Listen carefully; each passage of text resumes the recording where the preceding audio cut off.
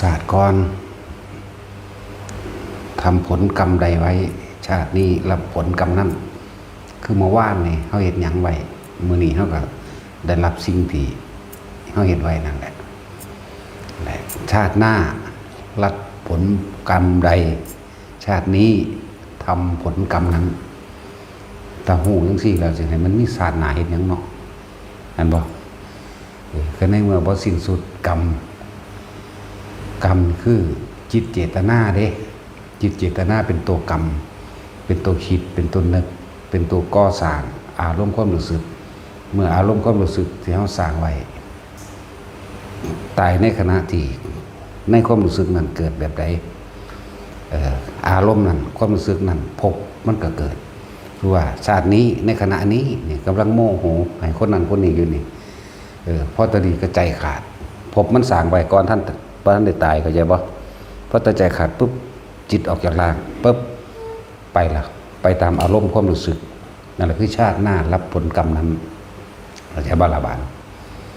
มันสั้นแล้ว ถ้าหูทั้งสี่แล้วก็คือว่าพากันควบคุมความคิดเจ้าของเองนั่นแหละหลายอย่างพอดอกที่เฮาอาจจะบ่ได้แตกฉานหรือเรียนรู้ในเพิ่นให้นัยยะในพระไตรปิฎกธรรมบทอย่างต่างๆนั่งโสเภณีผู้หนึ่งชื่อว่านั่งยังละลืมชื่ออีกแล้วนี่ นั่งอย่างน้อ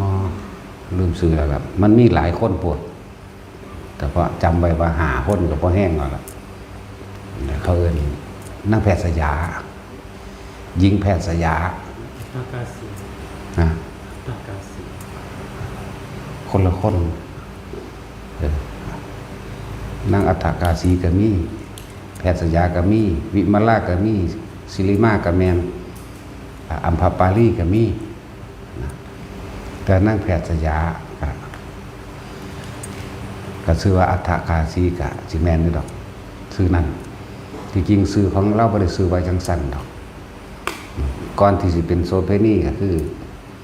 เล่าได้หนีมากับคนใส่จากว่าล่ะเป็นลูกเศรษฐีเด้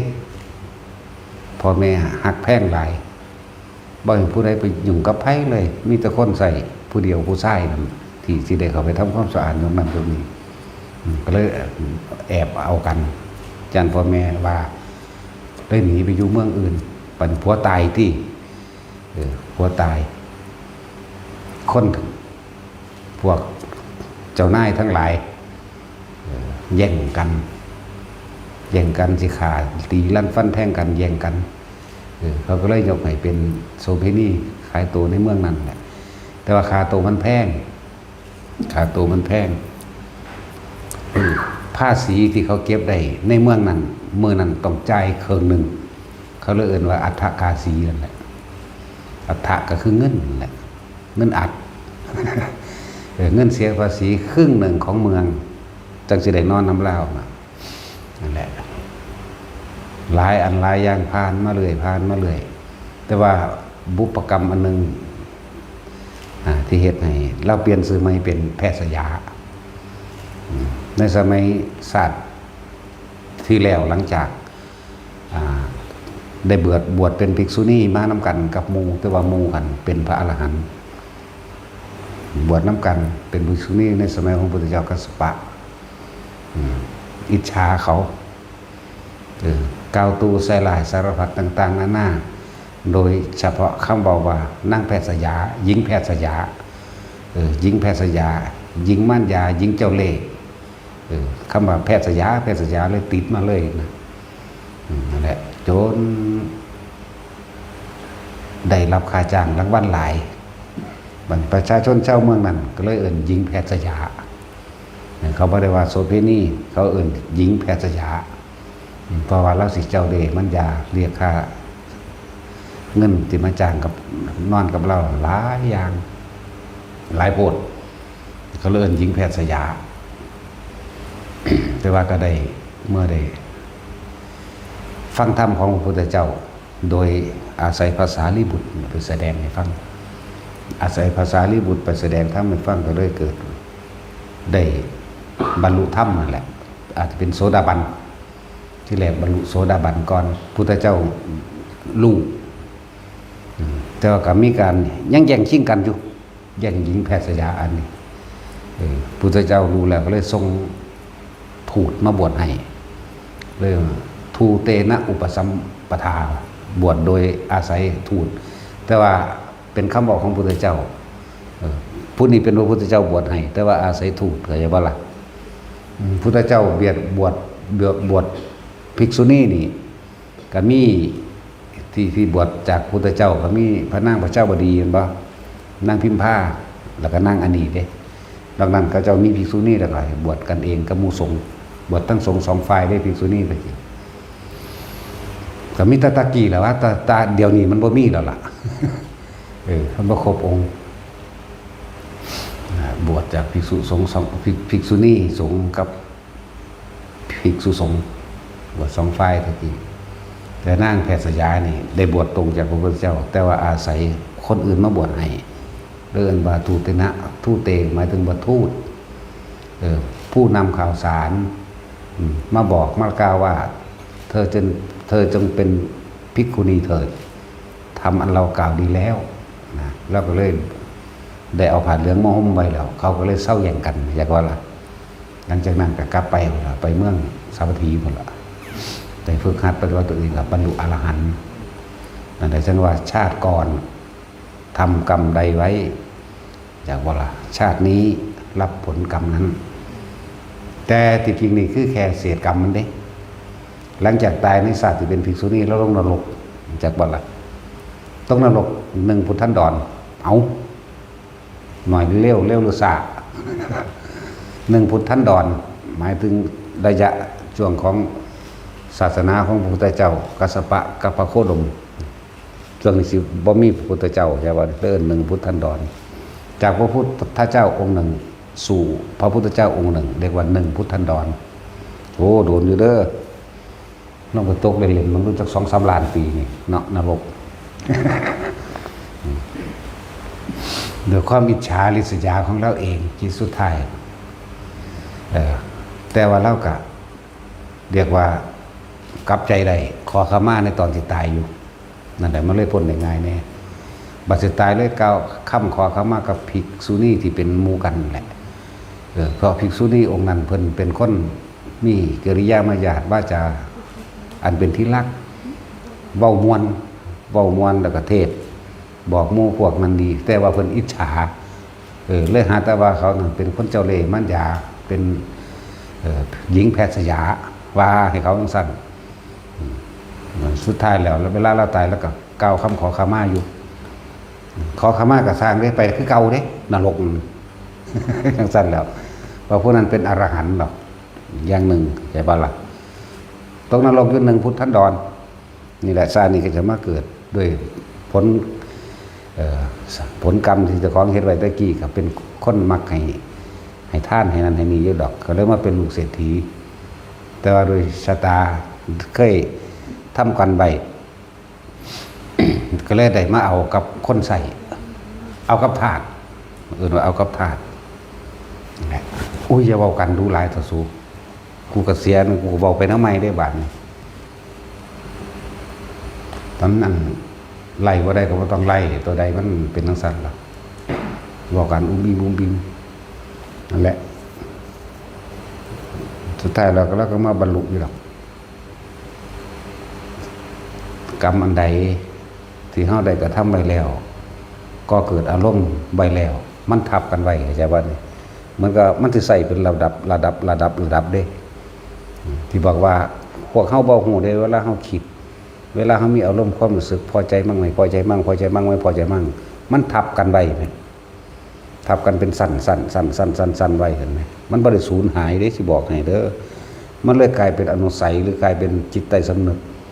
แต่ว่ามันบ่ทันได้ถึงเวลากระทบซื่อแต่กระทบปุ๊บมันสิขึ้นมาอันโตสิสะสมไว้กระทบกับเหตุการณ์หรือเคยมีเว้นกรรมต่อกันบ่ฮู้ละการให้ผลของกรรมนี่วันนี้ขณะนี้ก็ได้พรุ่งนี้ก็ได้ มะรืนนี้ก็ได้ชาติหน้าหรือชาติต่อไปก็ได้จากบรรการในผลของกรรมแม้ผุละกับหน้าอสงไขยหน้าก็มีตราบใดที่ห้องบ้านในผลมันจะคอยพุทธไปที่ละอันถิ่มไปที่ละขอถิ่มไปที่ละขอใส่ไปที่ละขอ เคยเหตุกรรมเคยกรรมบ่ดีไว้ต่อกันถือว่าใน10,000 ศาสตร์ที่แล้วตอนนี้ผู้นี้เกิดเป็นคนจากบนนี้ผู้นี้ตกนรกแต่เมื่อศาสตร์ใดที่เกิดมาเจอกันปุ๊บเรียกว่าสัญญาเก่ามันมีอยู่แล้วปุ๊บคนเคยเกิดมาสร้างกันมันบ่เคยรู้จักกันในศาสตร์นี้จากบนนี้จักมันอีหยังอีนั่นเว้าจังใดก็สร้างบักนั้นรองได้กูเลยขั้นแขวอยากตีนถือมันโหลดนะเข้าใจว่าล่ะนั่นแหละพอตามันเห็นปุ๊บนี่มันสิขึ้นมาเองพวกนี้อย่างจังว่าแต่ละคนที่ว่า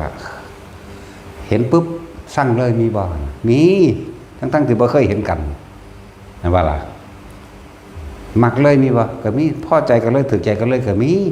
เพราะว่ามันเคยทำดีรวมกันแบบทำในสิ่งที่พอใจกันนะจะเอื่นว่าทำดีเลยกับว่าบ่ได้เรียกว่าเขาเคยสมรู้ร่วมคิดในการกระทำอันใดอันหนึ่งรวมกันพอใจในการที่กระทำรวมกันบ่ว่าความชั่วหรือบ่ว่าความดีเลยว่ามันถือกันเลยเห็นกันปั๊บนี่รู้สึกว่าคุ้นชินกันเลยพอใจกันเลยเว้าอีหยังก็ถือใจกันว่าเขาเคยสมรู้ร่วมคิดกันมานี่แหละมันก็เก็บเป็นแบบนี้แม่น10,000 ศาสตร์ที่แล้วก็สร้างเด้ไปท่านกันที่ศาสตร์ที่แสนก็สร้างเข้าใจบ่ล่ะว่าตามธรรมดาคือเทวทัตนี่เป็นหยังคือบารมีบ่ทันพระพุทธเจ้าบางศาสตร์ก็ตกนรกอยู่บักโดนพระพุทธเจ้าก็สร้างความดีขึ้นหนุนขึ้นแม่นบ่ไปล่ะแสนศาสตร์ล่ะผู้นี้มันก็จำได้เหมือนเมื่อวานเด้เข้าใจบ่คนที่อยู่ในนรกมันจำได้แค่เมื่อวานนี่เด้เหมือนเมื่อวานขึ้นมาปุ๊บก็มาเป็นอาฆาตกันอีกใช่ไหมเข้าใจว่าล่ะแต่ผู้เป็นคนนี่ชื่อว่าได้ล่ะก็เฮ็ดไปพยายามทำลายอยู่ตลอดบางสั่นแหละที่บอกว่ากรรมมันให้ผลแบบหาประมาณบ่ได้จึงบอกว่าแต่ละคนเด้อใส่อันนี่กรรมให้เบิดซะก่อนกูจังสิเข้านิพพานน่ะมันบ่เบิดเฮาบ่ฮู้ว่าเฮาไปการเวลามันยาวนานเกินไปเฮาบ่ฮู้จักว่าเฮาจักล้านๆสงไขยแล้วจื้อบ่ได้บ่สั่นแล้วมันสิให้ผลกันได้ตลอดถึงสั่นท่านบอกว่าชาติก่อนทำกรรมใดไว้ชาตินี้รับผลกรรมนั้นชาติหน้ารับผลกรรมใดชาตินี้แหละทำผลกรรมนั้นเข้าใจบ่ล่ะชาตินี้แหละทำแล้วเฮาชาตินี้เฮาคือว่าตัดกรรมเนาะตัดกรรมบ่แม่นผู้อื่นตัดให้เด้ตัดกรรมคือตัดความคิดนั่นแหละตัดจิตตัดเจตนาตัดความปรุงแต่งต่างๆนั่นแหละทะลุวงจรปฏิจจสมุปบาททะลุเหตุปัจจัยทั้งหลายที่เฮ็ดให้สัตว์เวียนว่ายตายเกิดคือเฮาเองน่ะสัตว์ก็เลยทะลุออกเลยรู้จักอยู่ตัววิธีมันหยุดคิดปรุงแต่งมั้ยแม่นบ่ล่ะวิธีมันก็ฮู้อยู่ตัวเพิ่นว่าวิธีทำจังซี่เพิ่นก็บอกอยู่ซุมื้อเนาะจะเฮ็ดไปตัวหยุดคิดปรุงแต่งในความอยากได้กับอยากเป็นมันก็จบลงหั่นเถอะเพราะบ่อยากได้บ่อยากเป็นหยังมันก็จบลงหั่นนี่แหละวิธีมันก็ลมหายใจนั่นแหละสั่นแหละบอกว่าชาติก่อนทำกรรมใดนะคือจังงั้นองคุลิมานพันศาสตร์ที่แล้วจังเด้นั่นจังมารับจังได้มาฆ่าเขานี่อยากบ่น จังได้มาฆ่าเขาเรียกว่าพันชาติที่แล้วองคุลิมานเคยเป็นควายป่าเคยเป็นควายเกิดเป็นควายถึงฤดูทำหน้าน่ะเดือน5เดือน6พวกต้นไม้มันห่าวมันบ่มันจักมันห่าววะ นั่นแหละมันห่าวมาส้นควายของเขาเจ้าที่กำลังไถนาสินามาส้นควายที่ฝึกหัดหน้าเป็นจังซี่เขาบ่มีควายไถนาเขาพวกชาวบ้านในหมู่บ้านนั้นน่ะในเป็นพันกว่าคนนั่นน่ะก็เลยร่วมตัวกันหาวิธีเฮ็ดจังได๋ควายป่าจนเป็นตาสั่งมาส้นขาหักอาหารบ่ละควายเฮาไถนาบ่ได้เขาก็เลยเฮ็ดซ่องปากกว้างๆที่แรกจังคอยแคบเข้าแคบเข้าแคบเข้าใช่ล่ะก็เอาควายนุ่มตัวนึงมาหล่อ มาล่อไว้ทางปากนี่แหละเพิ่นก็เห็นปึ้งเพิ่นก็ส้นข้างหน้าทวนสันติแล้ว10ปุ่น10พี่ปึ้งมาใส่เขา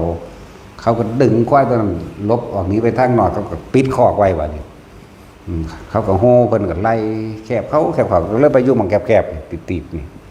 เขาก็เลยฆ่ากินจังว่าฆ่ากินคิดได้นะได้บ่แล้วผู้ใดกินเนื้อของข้าพเจ้าให้เป็นทาน แต่ขอข้าพเจ้าจงได้เอาชีวิตของบุคคลทั้งหลายเหล่านั้นคืนเห็นว่านี่แน่ทั้งสิ้นแล้วตกนรกได้นั่นตายด้วยความโกรธอยู่แต่ว่าหังมีอันหนึ่งมีความคิดอยู่หนึ่งว่าได้ท่านเนื้อว่าซั่นท่านเนื้อให้เขานั่นแหละตกนรกไป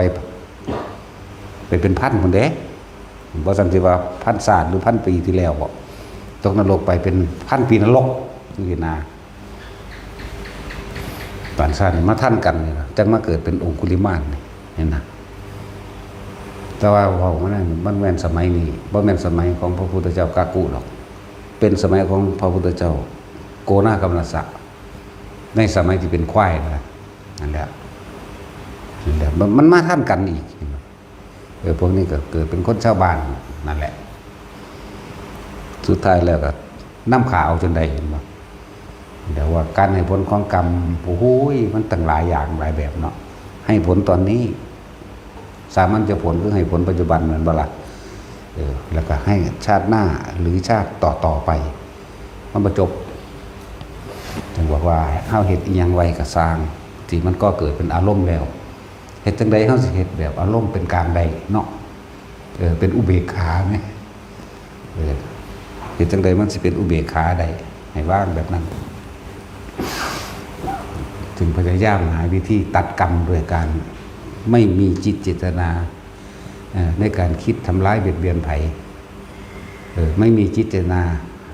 ในความอยากลักทรัพย์ปล้นกี้ฆ่าข่มขืนสารพัดถึงกินเหล้าเมายาแม้กระทั่งล่อลวงให้ผู้อื่นกินนั่นแหละจึงบอกว่าคนเฮามันเป็นอย่างจังเกิดมาเป็นคนที่เมาเพราะว่าล่อลวงให้ผู้อื่นติดยาเสพติดติดยาเสพติดเอายาเสพติดไปล่อไปล่วงวันดียังสั่นยังสี่ให้เขาล่องเขายังเขาติดของเป็นต้นเด้ต้นคิดนั่นว่าล่ะมีอย่างมาเลี้ยงเราหายาเสพติดไปหาให้เขาเพื่อให้เขาติดแล้วสิได้ขายอย่างว่าล่ะชาตินี้เกิดมาอาจจะเป็นคนรวยอยู่ตั้งจากพ่อแม่ตายไปแล้วอาชีพการเงินการงานเฮ็ดบ่เป็นใส่เงินที่พ่อแม่ไว้นั่นแหละคือผลทานของเจ้าของตัวดีมันก็มีตัวดีคือเกิดมาในตระกูลคนรวยลูกคนเดียวพร้อมมีเงินอยู่40โกฏซื้อเหล้าเมายากินในวันนี้ติดเราเลยงานการเฮ็ดบ่เป็นบริหารบ่เป็นเอาไปมากก็เบิดเงินโตเป็นเงินแล้วก็ขายดินขายบ้านขายนั่นกันเรียบร้อยเบิดนั่นแหละเพราะกรรมที่เจ้าของไปล่อลวงให้เขาติดยาเสพติดนั่นแหละจึงว่าอาชีพที่เป็นมิจฉาวานิชาอาชีพที่ขวางหนทางถ้ำขวางหนทางปฏิภาณมันจึงมีเรื่องเหล่านี้แหละเกี่ยวกันพวกกันพอเล็กมาหน่อยคือกันเศร้าขายแล้วบ่เหล่าบ่มีนะแต่ว่าอาวุธ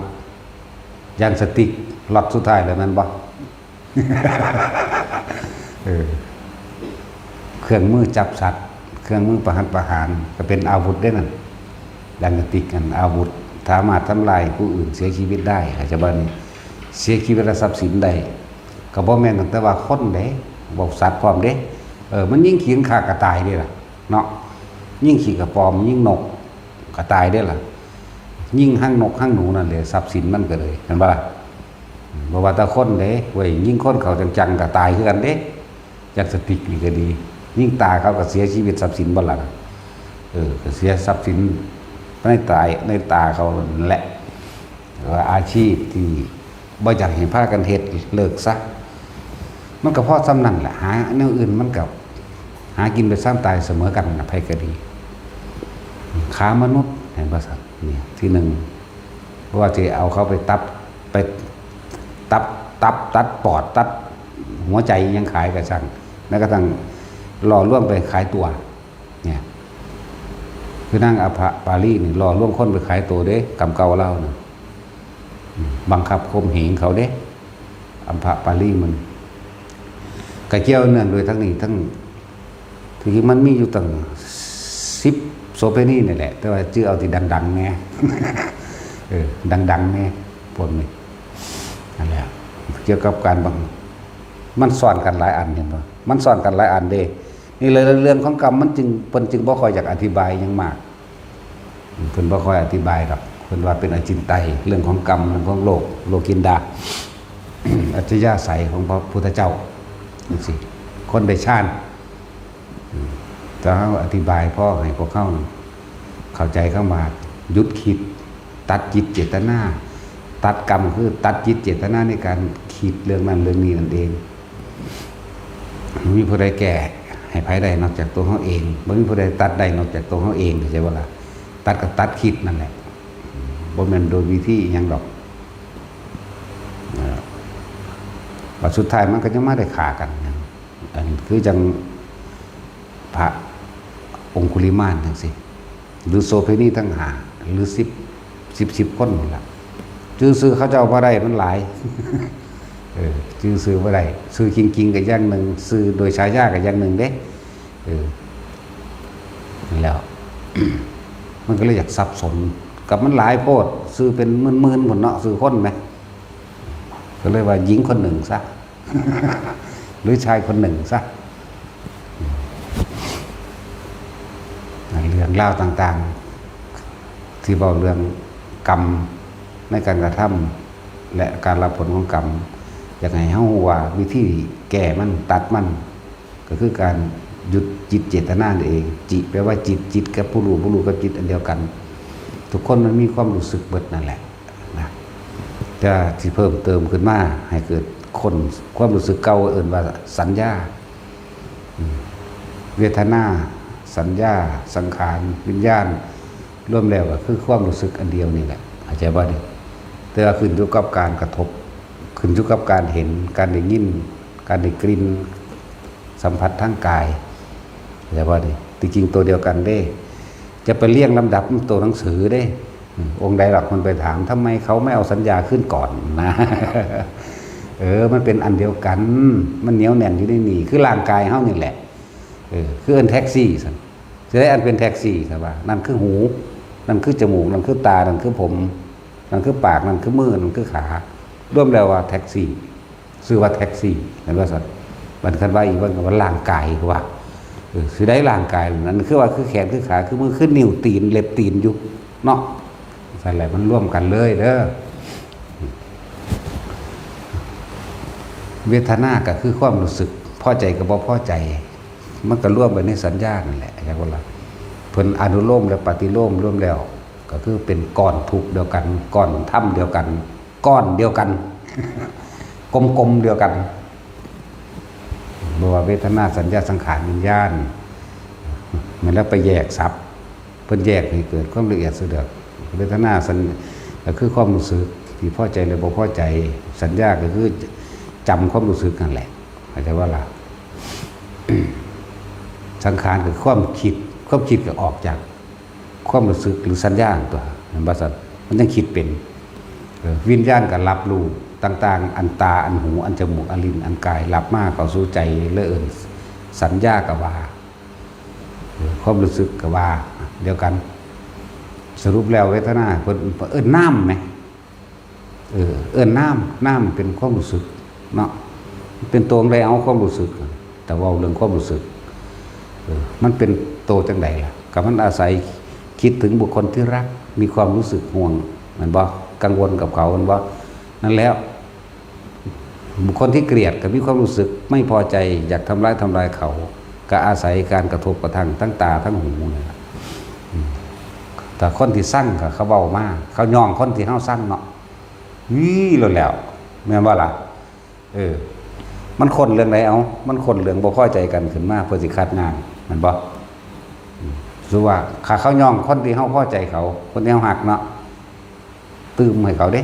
นะว่าซั่น เมื่อนั้นเราไปหันอุ้ยดีดีไปเลยเด้อจังซั่นแหล้ว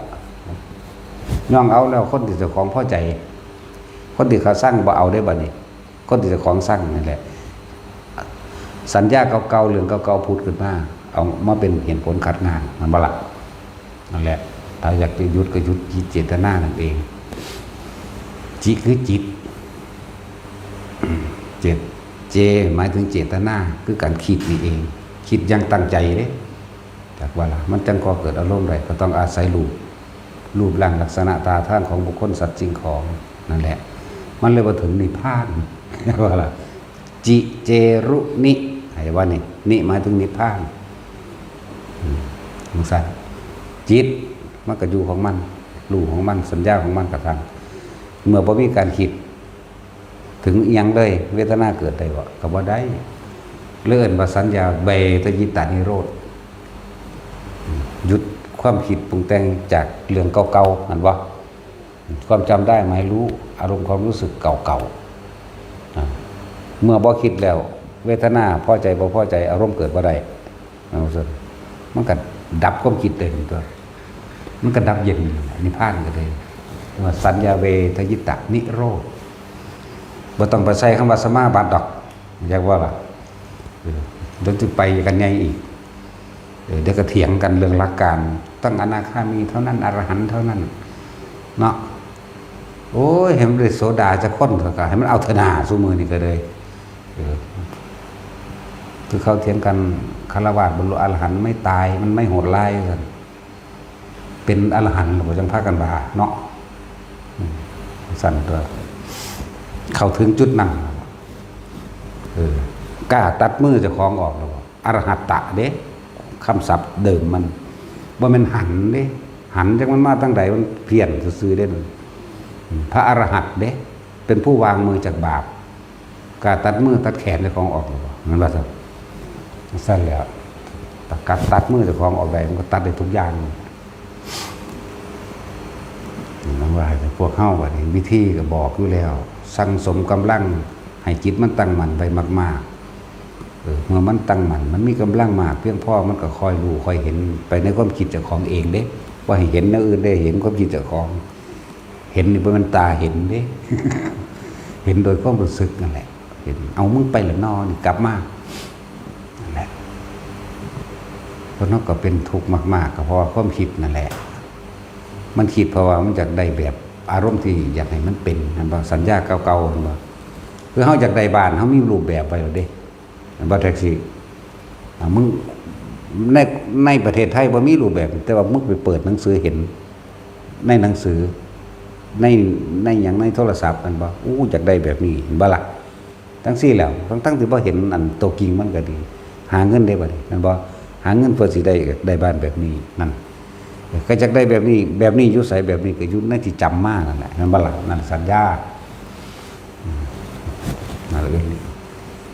จังใดเฮาสิดับสัญญาได้นะถือว่าเอาอาศัยลมหายใจพวกเฮาก็ฝึกไปทรงฌานเจริญฌานโดยอานาปานสตินั่นแหละและอานิสงส์ของการทรงฌานเจริญฌานของอานาปานสตินี่ถ้าสิเว้าโดยหลักการบุคคลผู้ทรงฌานเจริญฌานด้วยอานาปานสติมีความรู้สึกระลึกรู้อยู่กับเพียงแค่ลมหายใจเข้าออกในสายมัญญผลเขาพึงได้อรหันตผลภายใน7 วันพร้อมเห็นบ่นี่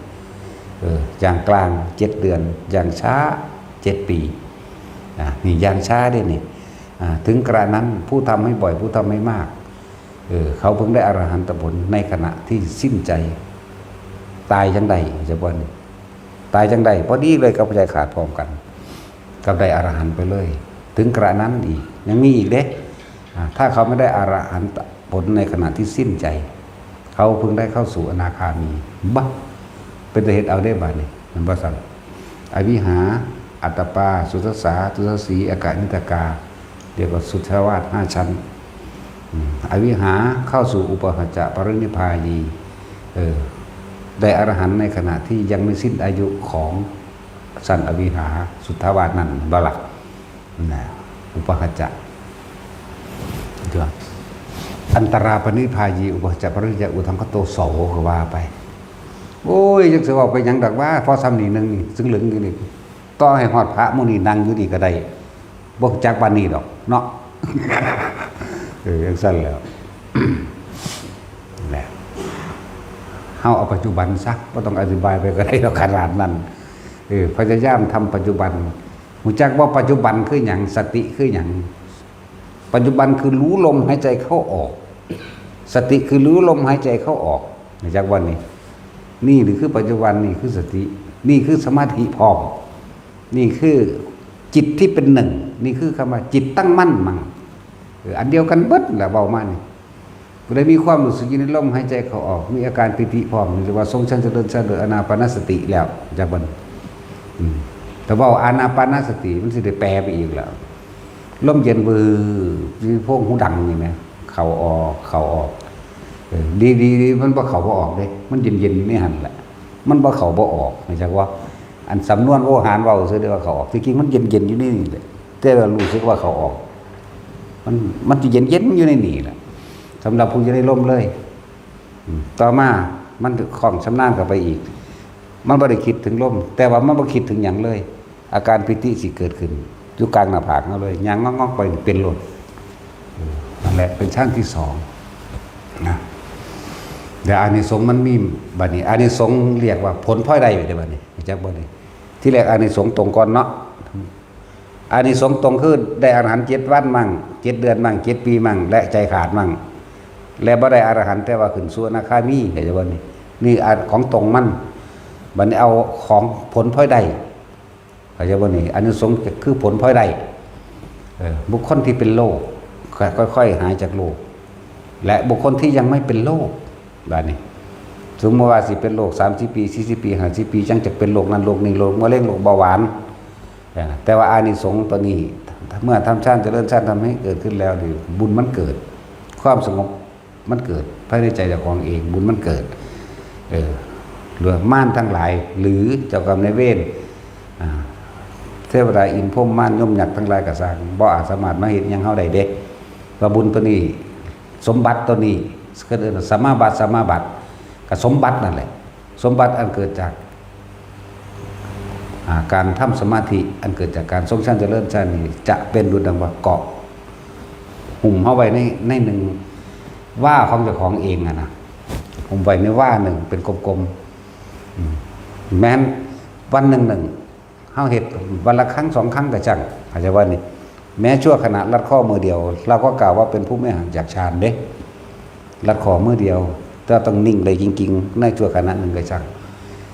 องค์ฌานตัวนั้นสมาบัตินั้นจักรักษาเฮาเองแม้นเกิดอุบัติเหตุเฮาบ่เป็นหยังเหมือนกับว่าแม่นมีอีหยังห่มเฮาไว้เหมือนกับเฮานั่งอยู่ในระหว่างทำกลางโป่งมันสิห่มเฮาสิอยู่กลางๆเกิดอุบัติเหตุรถชนรถชนงาไม้ตกใส่แม้กระทั่งปืนยิงจากบนหลุยเบิดอย่างสั่นแหละหลุยออกข้างเบิดมันบ่ถึกหรืออีหยังกระชังที่มันสิเป็นอุบัติเหตุกับเฮาเองว่าอาจสามารถทำเฮาได้นี่เรียกว่าผลพลอยได้ตรงนี้แต่คนอยากได้ผลพลอยได้นี่เนาะบ่ต้องเอาดอกเอาตัวตรงมันโดดข้างได้หลายนี่นึงแล้วก็โลก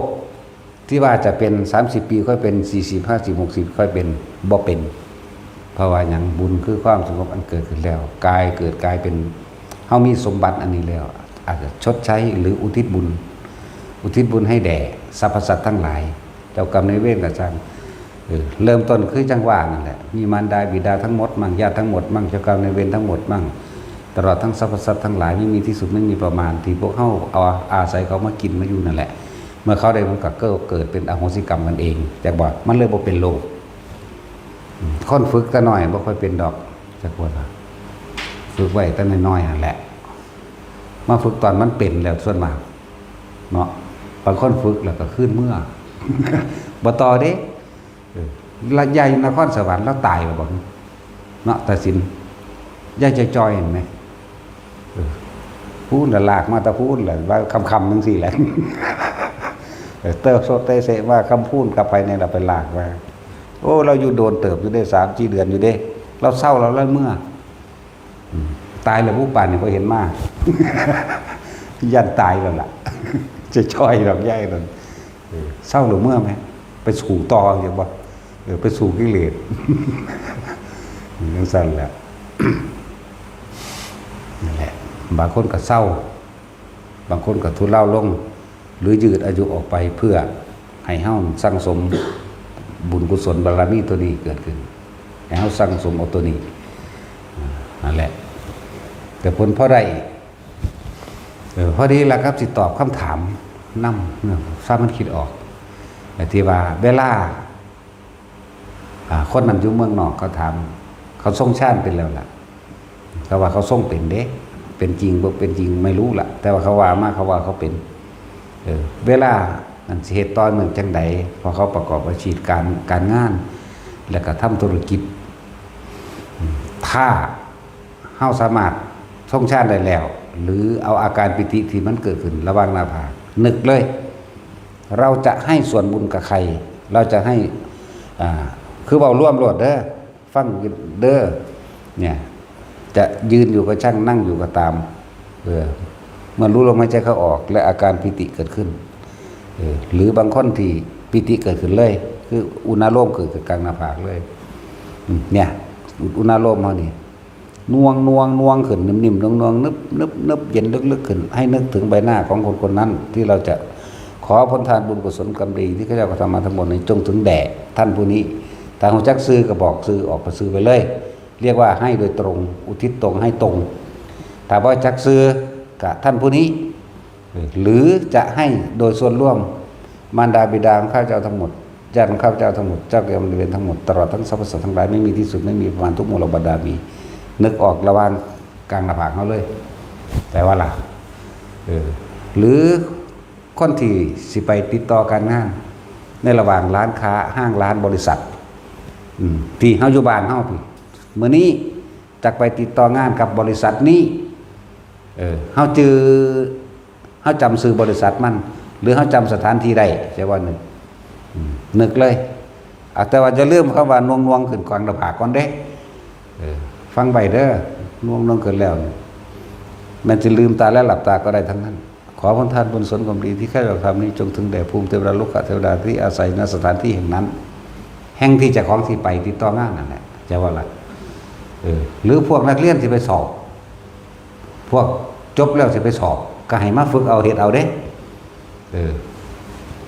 ภูมิเทวดาลูกเทวดาที่อาศัยณสถานที่แห่งนั้นเด้จีดีเด้อพอภูมิเทวดาลูกเทวดาเขาอยู่น้ำเฮ้านี่แหละเขาอยู่พื้นโลกเดียวกันกับเฮ้าส่วนอากาศเทวดาน่าจะเป็น160 กิโลบอกมึงจื้อซอยกูได้กูจี้ยังบ่ได้บันไดได้กูนี่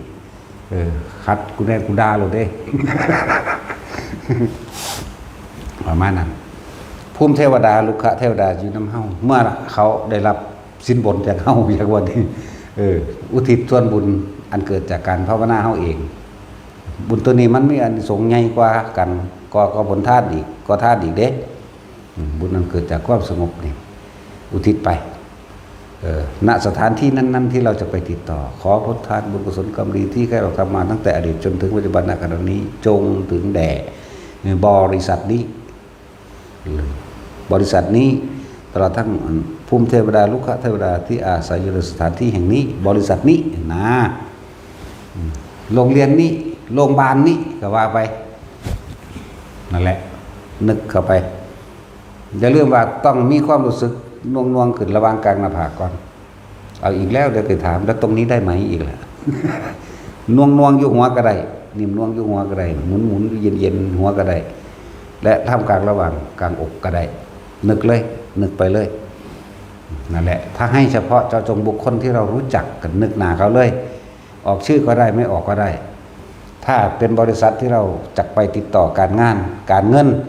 การค้าการขายนึกออกไปเลยใจว่าล่ะนั่นแหละแล้วมันก็สิมีผู้ซอยเขาเองพวกลึกลับมันสิซอยเองพวกอยู่ในโลกซ่อนกันละเรียกเทวดาจากว่าเทวดาเทวะแปลว่าอย่างแปลว่าสองดามาจากคำว่าอัตตาเรียกว่าพวกที่อยู่ในอัตภาพที่สอง เขาสิซอยเขาเองพวกเทวดาซอยเขาเองดอกเทพบุตรและเทวดาแหละเฮาชื่อได้แต่ว่าเทวดาเนาะเทวดาคือผู้หญิงเด้เทพบุตรจังเป็นผู้ชายอย่างว่าแต่เขาบอกร่วมเลยว่าเทวดาเนาะพ่มก็เอิ้นเทวดา กับเทวดาแหละชื่อเอาเด้อบัดนี่ผู้ว่าจะไปติดต่อการงานบางหันนี่ทำธุรกิจกับผู้ใดก็ดีแต่เจ้าอย่าลืมว่าเจ้าต้องเป็นคนซื่อสัตย์จะว่าล่ะถ้าขี้โกงบ่ได้เด้ต้องซื่อสัตย์ต้องมีสัจจะนี่แหละสัจจะคือความจริงที่เฮาสิไปค้าขายขอให้ข้าพเจ้าจงโกงได้100 ล้านมันบ่ได้รู้จักบ่มันบ่ออกดอกนั่นให้จังสัตว์มันบ่ไปเด้ดีบ่ดีเขาสิโกงเจ้าคืนที่ นั่นแหละไปติดต่อการเงินการงานนี่สำหรับบุคคลที่ค้าขายติดต่อมาหันมองนี้นะ เขาก็สิได้รับความหนุนมือพวกเรียนจบไม่ไปสอบหันไปสอบนี่ก็เฮ็ดไปนั่นแหละจะพูดเรื่องเอาจากประสบการณ์จริงต้องถามอีเปิมมันไปสอบ มันบ่ได้สอบเอาเองได้อีหานี่ก็เลยมีแต่กูสอบเบิด ตั้งแต่เริ่มเรียนพุ่นแหมตั้งแต่เริ่มเรียนทองอันนั้นน่ะสอบยังก็สร้างมันนึกถึงโลดนึกถึงดอกกาเอาเองเลยเขียนเอาเองเลยว่าซั่นพอถามเป็นผู้สอบอะไรก็พุ่นผู้สอบว่าซั่นอยู่หน้ารถมันนั่นแหละรูปห้อง นี่จังซั่นแหละไปสอบได้ก็สร้างมีแต่กูละสอบ เขาทำสมาธิเองว่าเราทรงชาติได้เลิศชาติแล้วเขาก็นึกเฮ็ดทำความสงบปุ๊บเขาก็เมื่อนตาขึ้นเขาก็เขียนเอาโหลดสิกาได้สิกดอันใดก็กดเอาโหลดกาวโหลดอย่าบ่ล่ะพวกนักเรียนอันนี้แต่ว่ามันก็พุทธขึ้นมาสั้นจริงๆนั่นแหละไม่มีก็นั่นเด้เป็นหูฮอดข้อสอบก่อนพุ่นเด้นั่นแหละเคล็ดลับ หูฮอดข้อสอบพุ่นเด้อนั่นแหละต้องมาฝึกเอานานๆได้บ่แม่นมาเทเดียวแล้วสิฮู้เลยเด้อีเปิ้ลมันจักปีแล้วมันมาเห็นมันเอามา8-9 ปีแล้วเด้ บ่แม่นแค่นั้นเด้มันก็มาเฮ็ดของมันไปตามภาษามันนั่นแหละแต่ว่ามันก็ใส่งานในด้านนี้จักว่า เด็กน้อยอยู่ดอนไร่มันก็จังรู้จักแล้วคนที่เป็นอีหยังบ่เต็มนะเขาเอิ้นหยังแท็กซี่อีเกิบนะเป็นคนบ่พอปานใดเด้มันอยู่ม.5มันยังบ่จักหยังเด้เขาเอิ้นอีหยังน้อลูกพวกปัญญาอ่อนแน่นี่นะเขาเอิ้นหยังซั่นแหละแล้วกูคงบ่จักซื้อโลกสมัยใหม่เนาะกูจักแต่ปัญญาอ่อนเท่านั้นเด้ติ๊กๆยังไหม มันเป็นออทิสติกเด้มันเศร้าแล้วเด้มันมาฝึกอันนี้ล่ะมันเศร้าล่ะเรียนหนังสือก็เก่งแล้วก็ได้รับปริญญาแล้วคือเอาผัว หลังจากปกติแล้วก็เอาผัวโอ้ยใกล้เกิดหวยมึงเป็น4ซะอี5ดีวะ ซะแล้ว 2-3 คนอยู่เด้เขาก็เฮ็ดอยู่เป็นปีเหมือนเด้ล่ะเพราะแม่นซ้ำใดซ้ำหนึ่งเด้ 2-3 ปีเหมือนเด้เนาะเขาอีฟ้าบ่นี่ปึกนักเรียนอยู่31 คนมันสอบได้ที่32 บ่ถึกจักข้อถามซ้ำเฮ็ดข้อสอบเลอะเทอะอีกเขาเลยให้มันที่ละ32ทั้งเฮ็ดบ่ถึกทั้งบ่มีระเบียบทั้งมุนจักมันยังนั่นแหละ 2-3 คนอยู่ที่เขาหายจากสิ่งเหล่านี้นั่นแหละนี่คือผลพลอยได้จากการทำลมหายใจเขาออกหรือทรงชาติเจริญชาติหรืออนาปานสตินี่เองสำหรับเข้าใจแล้วเนาะอันผู้ว่าประกอบธุรกิจการงานกับสิอุทิศแบบใดได้ทั้งหลับตาและไม่หลับตาเด้อหลับตาปุ๊บน่วงขึ้นมานี่เห็นหน้าผู้นั้นถ้าเฮาสิอุทิศบุญหรือเห็นบริษัทห่างร้านนั้นที่เฮาสิไปติดต่อกันงานเดี๋ยวว่าล่ะพวกสอบก็ทำความสงบซื่อๆเดี๋ยวมันสิคำตอบกันเองเอาแช่ชั่วขนาดรัดข้อมือเดียวนี่ก็ได้นะน่วงนึบขึ้นมาแล้วเอาโลดอยากว่าล่ะเศร้านั่นแหละนี่เรียกว่าผลพลอยได้คนที่จะเป็นโรคในอายุเท่านี้ไม่เป็นเลยอยากบอกคนที่เป็นอยู่แล้วค่อยๆทุเลาเบาบางและถึงกับหายได้นั่นแล้วคนที่ ที่ว่าเจ็บปวดกับบ่เจ็บปวดนะถ้าทรงเป็นแล้วเฮ็ดเป็นแล้วนะคือตอนนี้ภิกษุพระในวัดเฮานี่ก็ป่วยติดเตียงเด้แต่ว่าอยู่ได้กับลมหายใจอันนี้เด้ที่บ่ปวดรุนแรงจักบ่กระดูกผุโรคมะเร็งกระดูกผุหมดแล้วเบิดคือตายแล้วครึ่งนึงตอนนี้ยังระวังส่วนระวังรู้สึกตัวได้เฉพาะหน้าอกแขนกับทั้งหัวเท่านั้นที่เขาเจ้าเปลี่ยนเว้นย่ามกันไปเฝ้ากันอยู่เดี๋ยวนี้พระภิกษุป่วยภิกษุไข้อยู่ในโรงพยาบาลเดี๋ยวนี้แหละนอนติดเตียงอยู่เดี๋ยวนี้ทุก2 ชั่วโมงจะต้องพลิกตัวพลิกขึ้นบ่ให้มันแผลทับกดทับเปื่อยบ่แล้วดากเปื่อยบ่แล้วล่ะ ไปปาดมากินซะว่าเฮาหนึ่งแล้วแท็กซี่กินน้ำกูบ่ เขาจะมกปลาเนาใส่ดันใส่ดีเขาจะก็ยังกินแต่กูแมงมกดักพระเดาอยู่แหละ น่าเศร้าเลยกูปาดมากิน นั่นแล้วเขาจะเปลี่ยนเวรย่ามกันอยู่เดือนนี้แหละ แล้วก็ป่วยอยู่หันแหละแต่ว่ากำลังใจเล่าดีอย่างว่าล่ะแล้วบริยานตายเดี๋ยวแล้วก็แค่ว่าล่อวันตายสื่อได้คือว่าจะคิดจะหายจะเศร้ายังแล้วล่ะอยู่กับลมหายใจได้กำลังใจดีบ่ย่านตายนะก็เขาเจ้าก็คุยกันอยู่เนาะมื้อนี้เว้นไผตาจรบ่ตาจรจัดบ่ หลวงตาจรจัดก็ไปนั่นละไปเฝ้ากันเดี๋ยวเขาเจ้าก็เปลี่ยนเว้นย่ามภิกษุไข้ภิกษุป่วยเกี่ยวกับเรื่องวินัยเด้อแต่อยู่ในอาวาสนั้นบวชอยู่ในอาวาสนั้นในหรือเจ้าอาวาสเจ้าสำนักครูบาอาจารย์ถ้าบ่รับผิดชอบเป็นอาบัติเบิดบ่ได้พุทธเจ้าปรับจากบ่รับหรือผู้อยู่ใกล้บัดนี้ในสถานที่นั้นถ้าไม่ดูแลซึ่งกันและกันหรือไม่บอกเป็นอาบัติอีกเจ้าคิดบ่ดีกับเขาเจ้าอยากให้เขาตายเห็นบ่นี่เจ้าอยากให้เขาเป็นแบบนั้นแบบนี้เลยเป็นยังอกุศลให้เกิดในจิตอย่างว่านี้เป็นอาบัติเบิดนั่นแหละแต่บ่ดูแลกันพุทธเจ้าปรับแต่ว่าถ้าผู้ใดดูแลซึ่งกันและกันล่ะผู้ใดอยากอุปถากเราตถาคตพึงอุปถากหรือดูแลรักษาซึ่งภิกษุอาพาธเถิดนั่นเปรียบเสมือนว่าได้ดูแลเราตถาคตคือพระพุทธเจ้าจะบ่ล่ะแต่ผู้จังสันเป็นผู้ทรงศาสตร์สืบศาสนามาโดยการบวชนี่อัตลักษณะของภิกษุนักบวชเป็นผู้สืบทอดโดยทางกายจากวันนี้สืบทอดโดยทางกายก่อนมันก็สืบทอดโดยทางธรรมอีกตัวมันบ่ล่ะก็อาศัยผู้จังสี่ตัวสืบทอดศาสนาแท้ๆศาสนามันบ่ได้นั่นเด้ก็อาศัยพวกนี่ได้เผยแผ่พวกภิกษุสามเณรนี่ได้เผยแผ่บ่ล่ะคนมันเผยแผ่แม่มันสิเผยแผ่ซำใดวะเนาะล่ะเอาแม่มันไปเว้านิพพานแม่เขาสิฟังอยู่บ่ล่ะในภาษาทางสั้นแหละนอกจากหาแนวเล่นแนวหล่อยังไม่ใช่ว่าสืบทอดมาจังซี่ถ้าบ่อาศัยหมู่ว่าพระพุทธเจ้าพระธรรมพระสงฆ์สิเอาหยังมาเป็นเครื่องอ้างอิงนั่นบ่ซั่น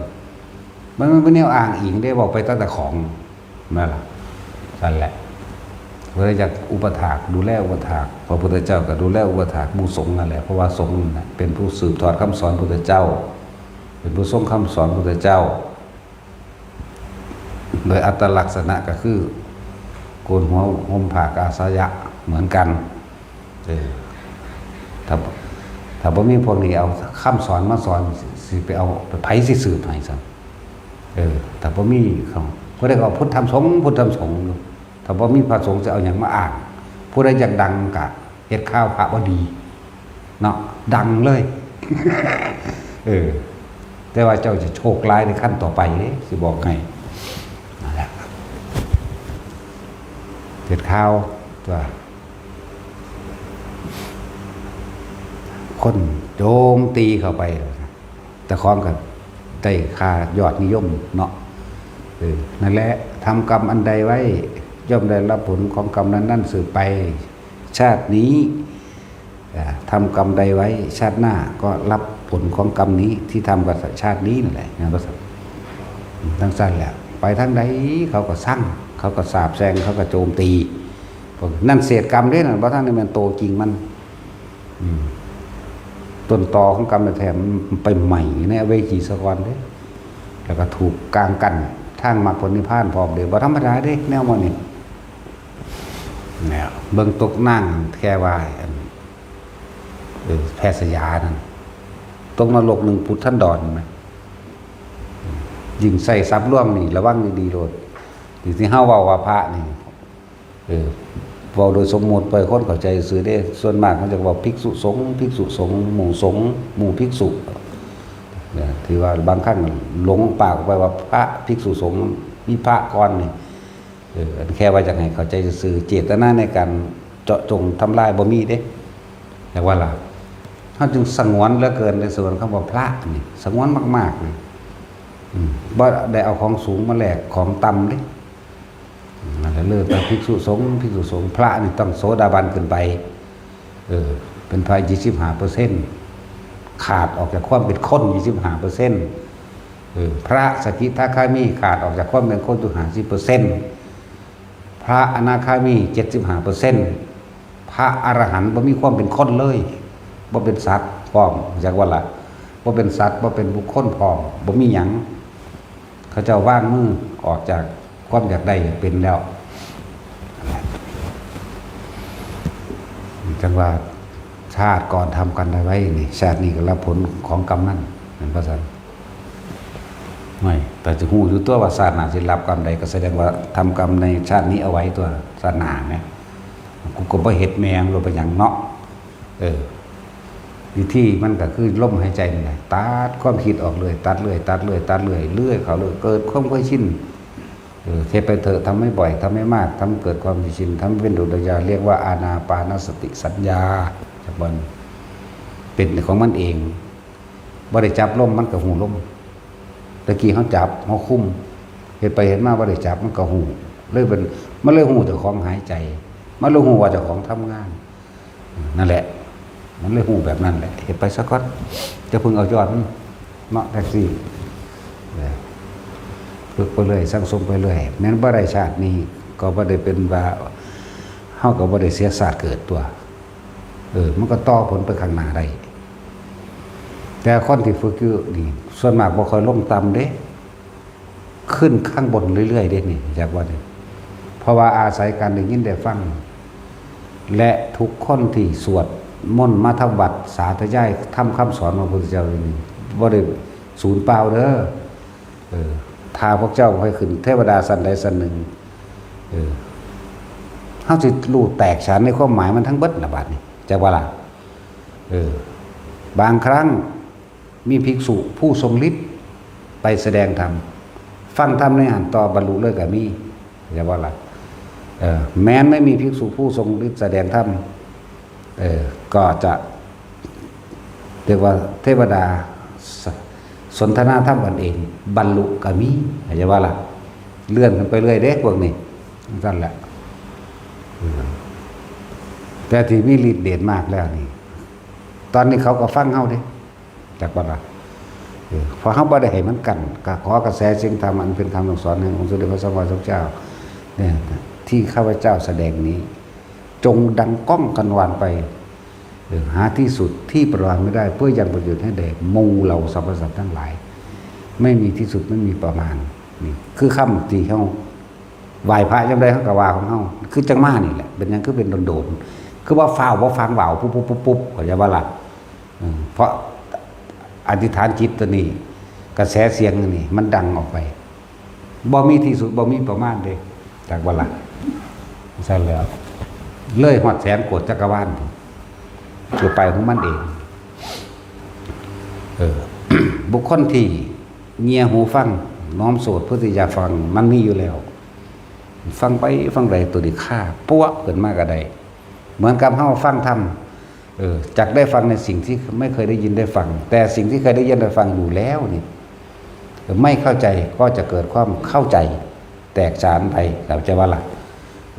บางพวกกับบรรลุไปเลยเด้นั่นแหละเรื่องสั้นเรียกว่าทุกคนที่ทองคำสวดมนต์ใดหรือเรียกว่านั่นคือคำสอนของพระพุทธเจ้าเลย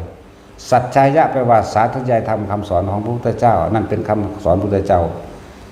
ตัวนี้ก็สิหนุนเฮาอีกแบบหนึ่งเข้าใจว่านี่พระเจ้าก็บรรลุเพราะว่าการอย่างนี้ได้ฟังเลยล่ะ แต่กี่พระท่านได้ปฏิบัติยังมากเด้เนาะแต่ที่ว่าตัดเอาหม่องมันบรรลุโลดนะคือผ่านเจ้ากนทยาปปะพัทยามหานามาอัฏฐพระอัจจิหาองค์ฟังเมื่อแรกธรรมจักรมันบ่ฟังวันแรกพระอัญญากนทยาบรรลุแค่พระโสดาบันเท่านั้นแล้วแต่ว่ามูเทพเทวดาทั้งหลายบรรลุ18 โกฏเทพเทวดาทั้งหลายเหล่านั้นมาจากไสเพราะเขาเจ้าสั่งสมไว้ตอนที่เขาเจ้าเป็นมนุษย์อยากบ่ล่ะตอนเป็นคนคือเฮาเดี๋ยวนี้แหละจากศาสนาของพระพุทธเจ้าองค์ใดองค์หนึ่งอยู่หั่นแหละเพราะว่าจะเป็นพระกะกูสันโธโกนคัสสะพระกัสสปะแม้กระทั่งพระพุทธเจ้าโคตมะของเฮาเองเมื่อครั้งที่เราเสวยชาติเป็นโพธิสัตว์ผ้าเขาเจ้าทำบุญทำความดีผ้าเขาเจ้าเข้าวัดฟังธรรมเข้าใจว่าล่ะทั้งสั้นแล้วก็เลยเกิดกลายเป็นข้างตกข้างตามสวรรค์พรหมโลกต่างๆพระพุทธเจ้าเฮาแสดงธรรมจักรกับปวัตตนสูตรเทพเทวดาทั้งหลายเหล่านั้นบรรลุถึง18 โกฏ180 ล้านเข้าใจว่าล่ะแต่มนุษย์พระอริยบุคคลจะบรรลุโสดาบันผู้เดียวแต่ว่าล่ะทั้งสั้นแล้วนั่นแหละเทวดาเขาก็นำถ้ำไปเบาสืบต่อกันเข้าใจบ่นี่แหละเทวดาสนทนากันเองอย่างสาตายคิราติยักษ์กับเหมาวตายักษ์คุยกันมันดอกไม้แปลกประหลาดยังไม่แม่นฤดูกาลที่เกิดมันก็เกิดได้ถามกันเมื่อกี้เจ้าไปไสมาเจ้าบ่ฮู้บ่พระพุทธเจ้าแสดงธรรมโอ้ยข้อยก็ถามหาเจ้าอยู่เดียวนี้แล้วซั่นก็คุยกันพระพุทธเจ้าแสดงว่าจังไดที่แรกก็บรรยายสัมพุทธพุทธเจ้าก่อนเป็นผู้วางมือจากบาปแล้วเป็นผู้ขาดออกจากละคะแล้วก็ว่าไปจิตมันน้อมลงแล้วก็บรรลุโสดาบันแล้วก็นั่งโสนกุติกนะแม่ของพระโสนกุติกนะคือนั่งกาลีนั่นบ่ล่ะเนี่ยหญิงที่บ่ค่อยมีพูดถึงปานใดว่าบรรลุโสดาบันแม่ของพระโสนนั่งกาลีโสนกุติกนะนี่ท้องสิกลับมาเดินทางมาออกลูกอยู่บ้านพ่อบ้านแม่เจ้าของได้ยินเสียงเทวดาคุยกันอยู่เทิงหลังคาซุบซิบเงียงหูฟังเกิดอาการคนลุกแต่คมปิติเอาไว้ได้นี่คล้อยตามโอ้พระพุทธเจ้าแสดงอริยสัจสี่แบบนี้อ๋อบรรลุโสดาบันนั่นผู้ยิ่งบรรลุก็คือนางกาลีโสนกุติกนะแม่ของพระโสนนั่นเองส่วนผู้ชายคือพระเจ้าปุถัญญะจากบาลานั่นแหละพอเขาเจ้าสั่งสมมาแล้วเหมือนกับพวกเข้านี่ถือว่าพอถึงนิพพานอาจจะเป็นตกข้างในสวรรค์สันใดสันหนึ่งหรือพรหมโลกสุภาพสีอริยเมตไตรแสดงธรรมจะว่าล่ะถ้ามาจากบรรลุปัวเลยเป็นอรหันต์เลยขอให้ทุกคนได้เป็นหนึ่งในหันถ้าพอถึงเด้อเมื่อพระศรีอริยเมตไตรแสดงธรรมหมู่เทพเทวดาบรรลุอรหันตผลนี่ประมาณไม่ได้ห่วยกูเป็นหนึ่งอยู่ในประมาณบ่ได้ก็เอาจะคนในน้าเนาะพอเล็กน้อยหรือเอาแมงตอนนี้โหลดหน้าบ่ต้องไปหวังข้างหน้าหรอกเว้ยตายนี่กูดังโหลดมันแล้วถ้าห้ามปัจจุบันนี้แล้วอนาคตไม่ต้องไปคำนึงถึงก็ได้บ่ต้องไปคำนึงถึงก็ได้อนาคตขอให้อยู่ในนี้ได้เถอะมันเป็นเราเองตัวนั่นแหละเขาจะได้รับผลอรหันตผลก็เพราะว่าเราทำไว้ในชาตินี้ปัจจุบันนี้ขณะนี้นั่นเรียกว่าบาดนี้มันเฮาฟังบ่เข้าใจครับเพิ่นแสดงธรรมครั้งที่2เพิ่นแสดงธรรมครั้งที่3เฮาก็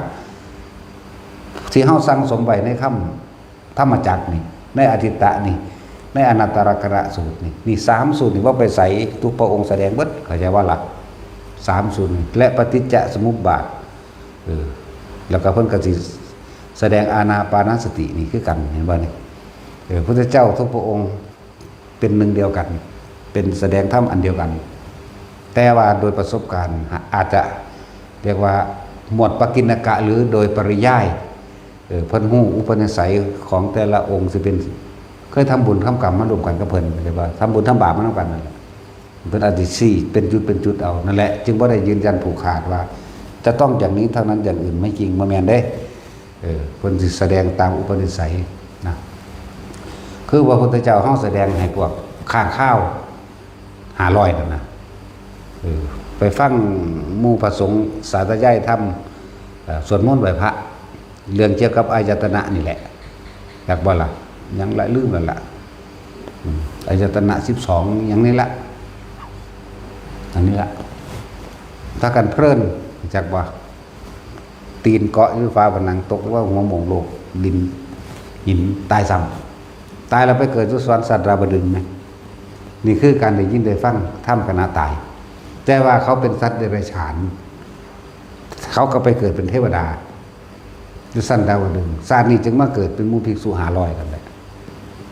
บัดนี้พุทธเจ้าก็แสดงธรรมของเก่าที่เขาเคยจำมานี่เลื่อนว่าหูอุปนิสัยหรืออัจฉริยะสัยของสัตว์เหล่านั้นเพิ่นไปแสดงไปตามอัจฉริยะสัยของพวกเหล่านั้นคือมีของเก่าสะสมก็เลยบรรลุไปเลยโจร500คนยังสั้นเลยเป็นลูกศิษย์ของไผ่ละพระสังกิจจะสามเณรพระสังกิจจะบวชให้แต่พระพุทธเจ้าแสดงธรรมเข้าใจว่าล่ะในสมัยนั้นมันเป็นอรหันต์เด้พระอรหันตดีพระเนรนั่นแหละบอกว่าที่พวกเข้าพากันสวดพากันวาอยู่เดี๋ยวนี้แสดงอยู่เดี๋ยวนี้มันบ่ได้สูญหายเด้มันก็สั่งสมไว้ในอารมณ์บางคนก่อนที่ตายนึกถึงบทสวดแค่นะโมตัสสะภะคะวะโตอะระหะโตตายไปซ้ำยังต่ำก็คือดาวดึงอยากบอกแต่นึกถึงผลท่านแค่จาตุมแล้วสิบอกไงแต่สวดมนต์มั่งนึกถึงหลวงพ่อมั่งอยากว่าดาวดึงขึ้นไปบทสวดต่างๆขึ้นไปชั้น3ชั้น4ถ้านึกถึงผลกุศลที่เคยทำสาธารณกุศลสาธารณประโยชน์ต่อมุสาสะกับชั้น4ไปทั้งสาธารณประโยชน์ทั้งของท่านอย่างต่างๆย่านตะคนบ่ได้ย่านตะคนบ่ดีหาวแต่ว่าล่ะท่านเท่าไรกูก็บ่พอนะกูบ่หนำใจย่านตะคนบ่ได้5-6พวกนี้4-5-6ไม่บ่ได้บอกเลขได้บอกสั้นสวรรค์เด้บอกสั้นสวรรค์ที่ก็ดุสิตนั่นแหละ5กับปารณิม6กับปารณิมมาละนิมมาสิหาแต่ว่าเอาหน้าซ้ำมันอีกไหมเนาะยังหน่อยเขาตายในการทรงชาติหรือเลื่อนชาติอันใดอันหนึ่งก็สร้างดอกเพราะมาโลภโกรธอายุไม่ยืนก็กันมันเริ่มจาก1กับ2กับ4กับ8กับ16กับไล่ขึ้นไปเรื่อยๆเด้ยืนเด้ยิ่งเฮาได้ฟังธรรมจัง4เฮาได้ท่องจดจำจื้อไว้ดีๆได้แต่ละคนเด้อมันบ่ได้สูญหายได้พวกเจ้าอย่าขี้คร้านเด้หมู่ภิกษุสามเณรนี่คือกันพวกใดขี้คร้านทำบัดทำบ้านบ่ได้หยังกันเอามึงลองเบิ่งซะนาคนสิได้ดีหรือได้เลวเฮาฮู้จักอยู่เด้เบิ่งตอนมันเฮ็ดตอนนี้แหละบักจอยมันขี้คร้านคนจังซี่ที่สิไปได้ดีสิได้ชีวิตบ้านปลายสิมีความสุขบ่เขาสร้างไว้ตอนที่มีกำลังเด้นั่นบ่ล่ะมันชื่อว่าอะไรวะสวากิตาขี้คร้านว่ากันนี่ที่สิได้ดีแต่ว่ามันก็ขยันมาแต่น้อยตัวก็ได้อดทนเอาเบิ่งเด้อผู้สิได้ดีคือเน้นไผนั่นบ่ตะใส่บ่ปากกูเฮ็ดอย่างเดียวแล้วก็บ่เคยขาดอีหยังจักเทื่อเด้เป็นไผมีบักนึงไผเน้นเกลือก็ดีเห็นบ่ปุกอีกโอ้เอาหยังมันในจักหน่อย แต่ภาวนาหีแมงยังบ่คิดไปตัวทีตัวเดียนภาวนาหาแมงบ่ภาวนาหามันเกิดเลิศแล้วภาวนาหาหีแมงบ่ดอกภาวนาหามันเกิดตั้งแต่วันบ่ได้ภาวนามันคิดไปตัวทีนั่นแหละมันก็บ่ตัวอีกเด้ตัวกูแรงตีปากเอาตัวบ่ได้นั่นดำๆดอกจักเป็นแมงยังเกิดมาขี้ไล่ครับนั่นแหละคนที่ได้ดีนั่นมันสิใส่ใจสุดแนวเด้แล้วก็มันบ่เกียงบ่องค์บ่ถือตัวคำว่าไม่องค์แปลว่าไม่ถือตัวจักบ่องค์บ่ถือโตนี่ว่าถ้าใส่เฮ็ดเบิดก็ให้อุปถากพระหมู่ภิกษุทั้งหลายเหล่านี้อุปถากเด้หัดรับใช้ตัวแม่นบ่ล่ะสอนให้หัดรับใช้ไปบักน้อยๆมันมาอยู่ตะพอกับแมนลูกบักคานมันไปพุ่นแล้วนะโมนั่นนะ ลูกอีประสาท มันเป็นบ้าที่นั่นอีหัวงอก เป็นกรรมของพอมันชาติก่อนทำกรรมใดไว้ มึงจะต้องกลับมารับชาติที่เป็นประสาทมึงจะว่า มึงเคยไปย่อไอ้เขาประสาทแต่ก่อนได้รับแต่ว่าแม่นเป็นประสาทเลยมาให้เว้อขึ้นมาโอ้ยสิมาแอวเอาแต่ใจมิจะกูสิฟาดปากมันได้อีหาดีวะ สั่นแล้วด่ากระดาตอนหน้าดีเด้เนาะนี่แหละคนไม่นินทาผู้อื่นไม่มีในโลกคือเฮาเนี่ยแต่ว่าเฮานินทาตอนหน้าเด้นั่นว่าแท็กซี่โอ้ดูซุบซิบได้หลังเอาไปกูประจานตอนหาเลยจากวันนี้เขาว่าจากมันต้องบ่รอคือตัดสิน แต่ว่าตัดสินหรือผู้ใดว่าถูกตัดสินเป็นคนยังไงเลยโอ้ยสงบด้วยอะไรวะ เบิ่งเอาหลวดเขาเฮ็ดอันใดไว้ในตอนนี้กับสิ่งที่เขาได้ในภายภาคหน้านี่เรียนหนังสือกับเก่งขยันวัดใส่ยังเฮ็ดปึ๊ดบ่เคยขาดทำวัดบ่ขาดบิณฑบาตบ่เก็บบ่ป่วยพร้อมเด้ดีแต่ก็บ่เว้าอีก บ่เว้าอีกเด้ถามก็บ่จะเว้าเด้บักหานั่นก็เลยเอาแม่มึงบาดดีว่าเว้าลงกูบ่รอ มีแต่เฮ็ดเพิ่นนี่นั่นแหละฮู้รสดอกว่าคนมันสิดีแม่นสิมาทางธรรมก็ได้ดีโดยธรรมก็จะว่าแม่นสิไปทางโลกก็ได้ดีโดยโลกบอกดิใส่ง่ายบอกยังเฮ็ดนำเบิดบ่เกียงงามไปตังเดียวบ่ตะบอกกูเฮ็ดด้วยความซื่อสัตย์พร้อมเด้บ่ได้มีความโอเอขี้ข้านเด้เป็นสั่นในเบิ่งจังซี่ก็ฮู้แล้วว่าไผสิได้ดีบ่ได้ดีบ่ล่ะจังซั่นแล้ว บัดนี้เอาชาตินี่แหละแม่นบ่ซั่นเฮาเบิ่งตะหน่อยเบิ่งไปขยันอ่านหนังสือขยันธรรมะก็บ่เคยขาดนั่นแหละบุญกุศลเขาก็เพิ่มขึ้นของเขาเองก็ได้ดีก็ได้ในศาสตร์นี่แล้วสิบ่หาศาสตร์หน้าหังดีก็เข้าอีกดีบ่ดีมันไปศาสตร์ดีซ้ำตัวคือเน้นไผนี่ระหว่างเรียนแบบบวชกับเรียนแบบทั้งโลกหรือทั้งนอกเอาแบบใดเอาแบบบวชเบิ่งมันก็ยังเลือกมาทางนี้ปลอดภัยเห็นบ่นี่ทางนอกอ่ะจักสิอันตรายอย่างเด้เนาะสั่นแล้วนี่ให้มันเลือกเองมันก็ยังเลือกมาทางนี้สั่นแหละแต่ว่าอันเกลือเน้นเกลือกัน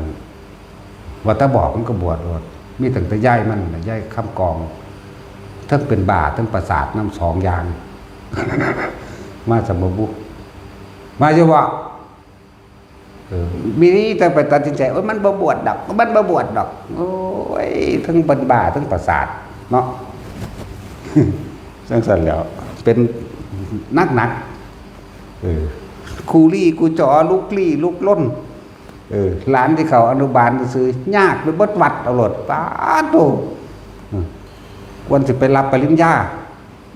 หากอนุบาลแรกนึงมั้ยเอิ้นผู้นั้นผู้นี้หลวงพ่อมันสั่งคนไปให้แล้วเขาสั่งก็เลยว่าอยากเฮ็ดยังให้พอเรื่องมาก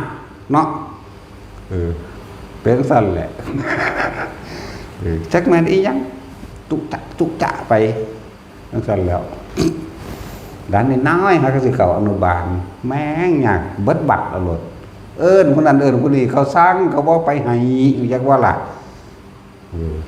จังซั่นด้วยเขาบ่พาไปสับเป็นตะสั่งเนาะกุดนี่ก็อยู่บัดสุกุดอ่ะ พวกขึ้นก็บ่ได้ขี้มอดหูลงมากก็บ่เฮ็ดเอาเอง ตะสั่งเนาะตะสิจะสั่งว่าต้องเจออีแต้วถ้าย้ายออกไปเลยอยู่ ต้องเจออีแต้วประสาทนักอันนั้นก็เลยโหเป็นแต่เห็นใจมันเด้มันสิรับวัตถุรายการเด้มันเป็นธรรมดาเด้สิมาทำหน้าที่ตอนรับได้นี่จักว่าล่ะเวลามีเหตุร้ายมากกับมันแล้วกัด เฮากับเฮากัดกับกัดสวบกับสวบเด้อีดีต้องเบิ่งเด้อบ่ซั่นมันสิได้รับตำแหน่งนี่บ่ตำแหน่งกัด ธรรมดาบ่ต ถ้าบอกถ้าสั่งมันก็เอามีดให้มันนั่นมึงฟันความเลยมันฟันอีหลีเด้อย่าลืมเด้ออีนี่เบิ่งแน่มันตามันกับปากมัน กับคอมันโตๆออกมา ปากหอยเตเสะเวลามันเถียงตาสวดขึ้นโลดเด้ธรรมดาบ่อีห่านั่น เห็นว่าได้ทอมันกันแล้วกันนาถือว่ามันจิตใจดีอยู่เด้หาแล้วเพราะว่าแต่ละคนไม่แต่ผู้สิเอาใจไผใจมันเนาะเสียมันไปเอาใจตลอดทั้งสันทั้งสี่แลนเฮ็ดน้ำคักก็ได้พวกนี้เสียสละอยู่เด้มาหาหลวงพ่อกับดาซ้ำ ธรรมดาเด้บ่ได้ให้กำลังใจเด้มีแต่อีหามึงบ่มีปัญญาจัดการก่อนอีเซม เรื่องนั้นแล้วนะจังว่าชาติก่อนทำกรรมใดไว้ชาตินี้รับผลกรรมนั้นเด้อคนที่ได้ดีหรือได้เลวนะครับเบิ่งการกระทำของเขาในชาตินี้แหละสิได้อนาคตบ่หาแตศาสตร์หน้าเลยบัดนี้เฮาเบิ่งเขาเฮ็ดตอนนี้มันเป็นคนขยันเป็นคนเอาใจใส่บอกเฮ็ดปึ๊ดเฮ็ดปึ๊ดบอกเมื่อใดมันก็เฮ็ดบ่องค์บ่ค่ะบ่ขี้แย่เฮ็ดนำตลอดนั่นแหละคนสิได้ดีกันเลยแม้นมาทั้งถ้ำสิแต่ภาวนามันก็เก่งคือเด้นั่นน่ะตอนประกาศทำเฮาเพียงมันเป็นแมงอย่างดอก มันญาติมึงมานี่ไปอย่างเอียงๆเด้อมันบ่อยากเห็น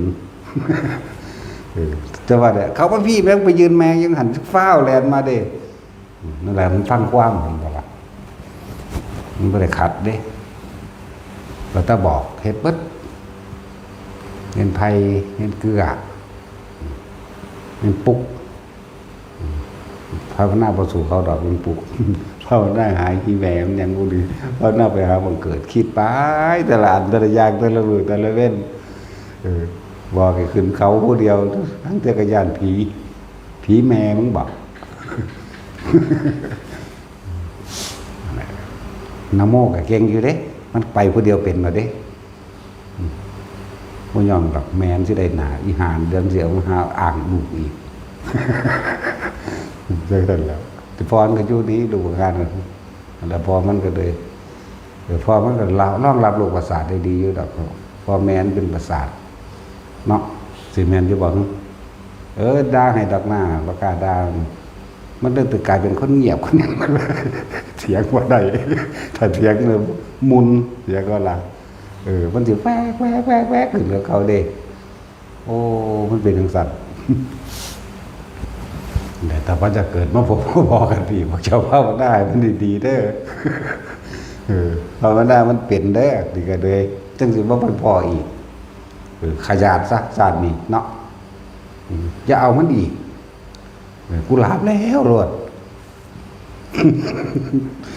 อยู่ในหูดังเดี๋ยวมันเป็นแต่ว่าจะไปรับผลกรรมในล้านศาสตร์หรือล้านกับล้านอสงไขยเด้อ